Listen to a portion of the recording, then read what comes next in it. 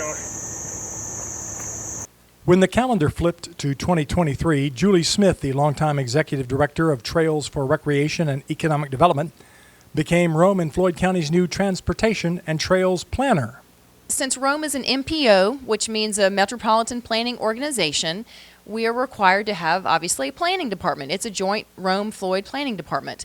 We've always had a transportation planner, and essentially the transportation planner is kind of the point person and ensures that local government is meeting the requirements of GDOT, Georgia Department of Transportation, and FHWA, which is Federal Highway Administration. So kind of the point person, and as you know, Public Works is involved in that. So there's a lot of GDOT information that kind of comes down. But the new position, so the position is merged, so we've never had a trails planner before. So in my work with TRED as executive director, volunteer for 8 years and then as ED for 2 years, so they rolled the trails portion into it. So I'm very grateful for the opportunity to hopefully have a lot of the projects that TRED has talked about for years finally come to fruition. Julie, one of the big tasks at hand right now is the rebranding of the trails system. Tell us a little bit about that. Last summer, there was a group of stakeholders, and we came up with the Eco Greenway signage and also branding.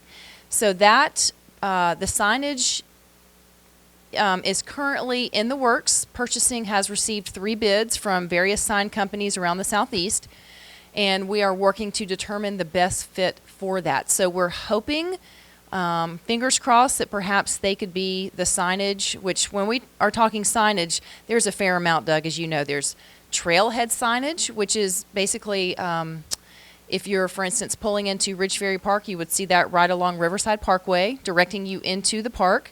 There's kiosk signage that also includes a map, a trail map, and the trail etiquette that would be, for instance, at the pavilion at the Eco Center. And then there's regulatory signs, which we know as stop signs, yield, flooding, those kind of signs, and then also mile marker signs. So again, there's a lot of signage that's involved. So again, we're hoping that those signs will be installed by City of Rome Public Works Department, hopefully this spring or later this summer. Julie, as I understand it, the new Eco Greenway does not necessarily include the urban wilderness trails in Rome and Floyd County in terms of marketing. You're exactly right. The eco signage, the Eco Greenway signage and wayfinding and rebranding is, for the most part, along what we refer to as the multi-use paved trails, the 16 miles of trails that run in and around the rivers.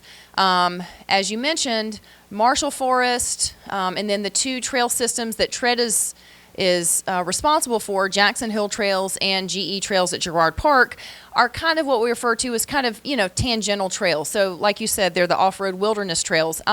They will be referred to with, in maps. I mean, they'll always be mentioned, but they already have trail signage, and really their trail signage kind of fits in that, in their landscape. It's a wooden kiosk. It's a little bit rougher, and it's kind of what you might expect to find something in the woods. But yes, those 3 trail networks, and then also what TRED is partnering, we are partnering with the City of Rome Public Works.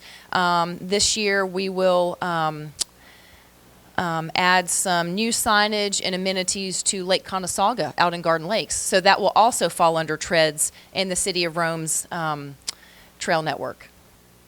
As part of the new trails planning position, Julie, what type of priorities are you looking at for new trail development? The Lindale Trail is there, and county is working on that, and so I hope to see that, as you will, no pun intended, further down the road. But what we would also love to do is connect to Georgia Highlands. There's a spur rail line that connects just north of Floyd Industrial Park, and essentially it could, in theory, connect to Paris Lake, and so it would connect Georgia Highlands. And so that's something that's definitely on my radar as well as county radar. And then obviously continuing Mount Berry Trail, that's a city project.